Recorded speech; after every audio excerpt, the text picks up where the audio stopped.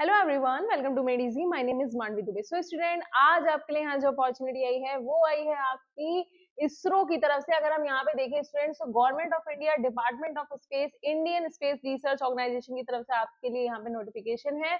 अगर हम ये देखें तो यहाँ पे आपका क्लियरली है, ऑनलाइन रिक्रूटमेंट पोर्टल जो है वो आपका ओपन हो गया है 23/1/2026 है और इसकी जो लास्ट डेट रहेगी स्टूडेंट्स वो 12/2/2026 रहेगी। तो इसकी लास्ट डेट से पहले आप इस फॉर्म को जरूर फिल कर लें। और अगर हम यहाँ पे बात करें स्टूडेंट्स, तो स्पेस एप्लीकेशन सेंटर जो कि अहमदाबाद में है वो यहाँ पे इस one of the lead centre है इसरो का।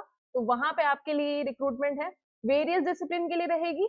आरएफ एंड माइक्रोवेव में देखेंगे तो नंबर ऑफ वैकेंसीज 2 है। अगर आपने पीएचडी कर रखी है in field related to RF and microwave engineering तो आप एलिजिबल रहेंगे। इसी के साथ आपकी यहाँ पे प्री रिक्वेस्टेड क्वालिफिकेशंस की बात करें तो अगर आपने एमई एमटेक या एमएससी इंजीनियरिंग कर रखी है तो आप यहाँ पे एलिजिबल रहेंगे विद 60% मार्क्स के साथ। और या अगर आपने बी या बीटेक भी कर रखा है 65% मार्क्स के साथ तो आप यहाँ पे एलिजिबल रहेंगे। बीएससी वाले भी यहाँ पे एलिजिबल रहने वाले हैं। नेक्स्ट अगर हम यहाँ पे देखें तो wireless communication, satellite communication, digital communication के लिए रहेगी।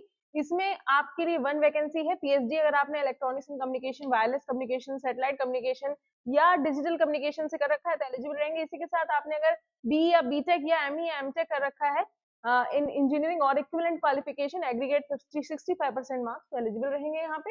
नेक्स्ट आ जाते हैं यहाँ पे एग्रीकल्चर फिजिक्स, एग्रीकल्चर मीटियोरोलॉजी में। तो सेम आपका यहाँ पे आपका क्वालिफिकेशन क्राइटेरिया रहने वाला है। इसका पे स्केल रहेगा स्टूडेंट 67,100 से 2,08,700। तो काफी अच्छा पे स्केल यहाँ पे आप लोगों को दिया जा रहा है।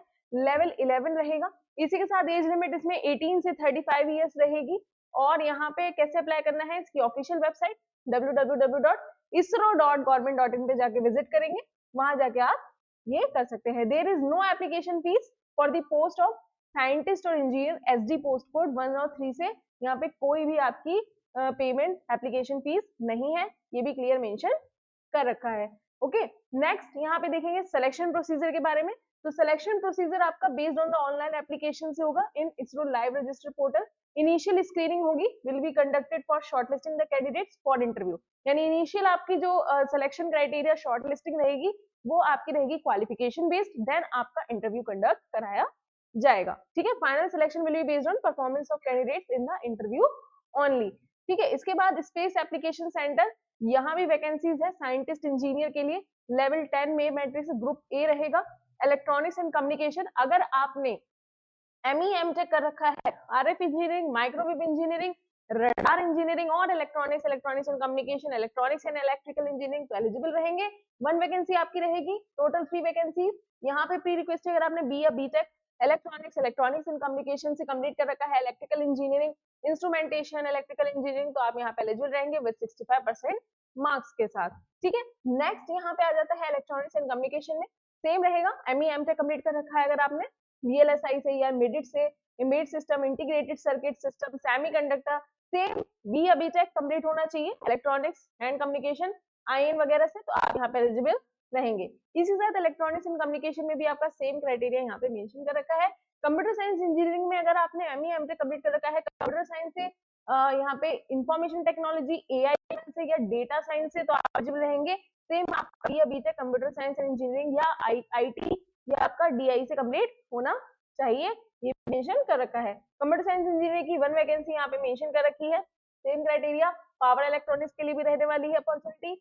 अप्लाइड ऑप्टिकल इंजीनियरिंग के लिए भी आपके लिए अपॉर्चुनिटी यहाँ पे रहेगी 1 वैकेंसी।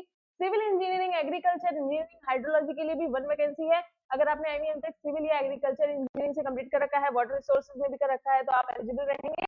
इसके साथ बी बीटेक आपका सिविल या एग्रीकल्चर में कंप्लीट होना चाहिए। सेम आपका एग्रीकल्चर के लिए भी मेंशन है, मैथमेटिक्स के लिए भी है और आपका ओशनोग्राफी है और बाकी आपके साइंस के सब्जेक्ट्स भी यहाँ पे मेंशन आपके लिए कर रखे हैं।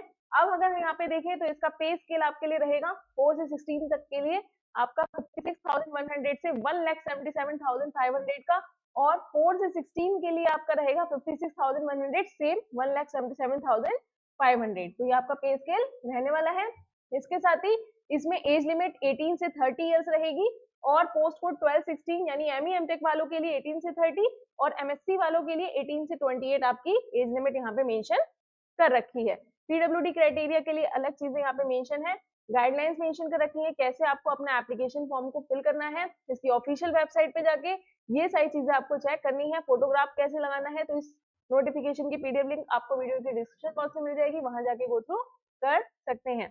ठीक है, सारी चीजें यहाँ पे मेंशन है। शॉर्टलिस्टिंग कैसे होगी ये भी यहाँ पे आपके लिए मेंशन इन्होंने कर रखा है।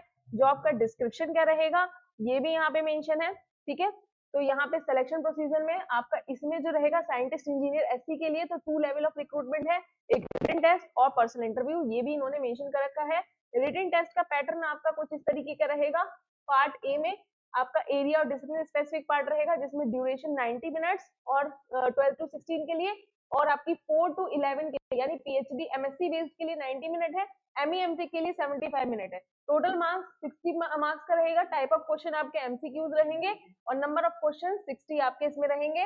वहीं आपके aptitude ability number of questions आपके यहाँ पे duration 30 minutes, total marks 20, type of question MCQs आपके रहेंगे, नंबर ऑफ क्वेश्चंस 50 रहेंगे। पैटर्न आपका न्यूमेरिकल रीजनिंग लॉजिकल रीजनिंग से रिलेटेड रहेगा।